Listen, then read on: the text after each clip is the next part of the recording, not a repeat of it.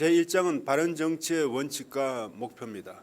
그래서 바른 정치의 기본 원칙, 어진 정치를 펴겠다. 백성은 국가의 근본이다.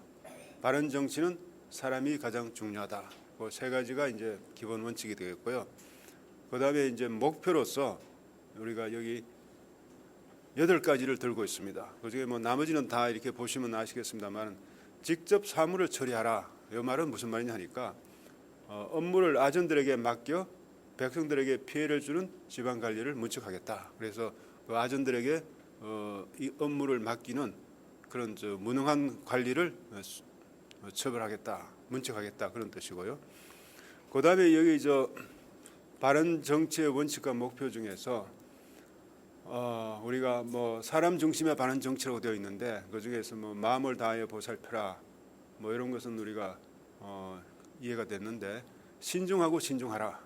그래서 우리가 형벌로서 죄를 다스릴 때는 조심하고 조심해라, 이런 뜻이고요. 그다음에 이제 재판이 잘못되었다, 그런 조항이 있는데, 고문이면 안 되는 것이 없는가. 그래서 고문을 통해 가지고 이렇게 자백을 받아낸 사건을 세종대왕께서 직접 바로잡아주는 그런 사례도 있습니다. 그리고 이런 인재가 필요하다, 이런 뜻이 있는데요. 우리가 인재를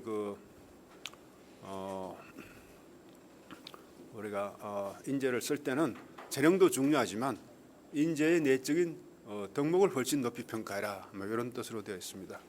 그 다음에 이제 제2장을 보면은 국토를 제대로 지켜라, 이렇게 되어 있는데요. 뭐 중에 여러 가지 이야기가 나오는데, 한 가지만 제가 좀 말씀을 드리면, 이 국토의 북방 한계, 그걸 우리가 이 세종대왕께서 상당히 많은 생각을 하셨는데, 여기 책을 읽다 보면 공홈진이라고 나옵니다. 그 공홈진이 어디인가?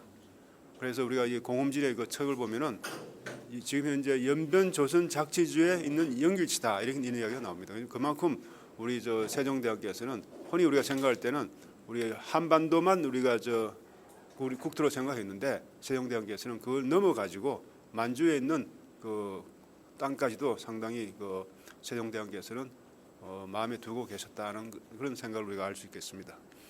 그 다음에 이제 국가 위기의 행정개혁, 뭐 여러 가지 여기 이제 제목을 나와 있는데, 특별히 이제 용관을 줄이고, 용관이라고 하는 것은 쓸데없는 관리를 이야기합니다. 쓸데없는 관리를 줄이고 비용을 줄여라. 그래서 요즘 뭐 공무원들을 많이 뽑아가지고 뭐 그 고용 문제를 해결하자. 쓸데없는 관리를 많이 뽑으면 오히려 해악을 끼친다 하는 것이 이미 세종대왕께서 이미 이렇게 말씀이 계셨다는 것을 우리가 알 수가 있겠고요. 그다음에 이제 국가 위기와 행정 계획, 여기에 뭐 여러 가지 이야기가 나오는데요. 뭐 식내 상정소, 그러면 하면은 우리가 무슨 의뢰 예식을 할 때 거기에 드는 비용을 우리가 추산하고, 그리고 비용이 많이 들면 그 비용을 우리가 절감하는 그런 그 관청이 바로 이제 식내 상정소고, 또 수령육기법이라는 거 있습니다. 그건 뭐냐 하니까 지방 행정기관의 장 임기는 6년이다. 너무 또 오래 하면 폐단이 있고, 또 짧게 하면 또 그 나름대로 또 업무의 효율성이 저하되니까 그런 것을 시행했다, 뭐 그런 것을 있고요. 특히 이게 부민 고소 금지법이라고 있습니다. 그래서 마을 사람들이 고을의 수령을 고소하지 못하는 법, 거기에 대한 우리가 또 세종대왕께서 이러한 법에 대해서 많은 생각이 계셨고, 뭐 그런 여러 가지 이야기가 그 책에 나와 있습니다. 그다음에 이제 경제 개혁이 시급하다. 그래서 뭐 토지 제도를 개혁하자.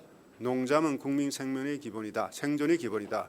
특히 그 공법, 토지 생산의 10분의 1을 과세로 통해 가지고 세제를 개혁하자. 또 화폐 개혁으로 물가를 잡아보자. 상당히 우리 혁신적인 그 생각입니다. 화폐 개혁을 통해서 물가를 잡아보자. 그 다음에 이제 진정으로 행복한 나라는 무엇이냐? 진정으로 행복한 나라. 세종대왕께서는 진정한 복지는 훈민정음이다, 이런 말씀을 하고 계십니다.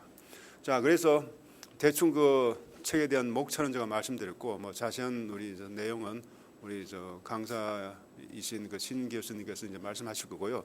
마지막으로 왜 우리가 이 책을 선정했나? 그걸 좀 말씀을 드리면, 이 세종의 말과 생각과 의도를 심층 분석한 책이다. 그래서 정책 결과보다도 정책을 어떻게 형성하는 과정에 초점을 둔 책입니다.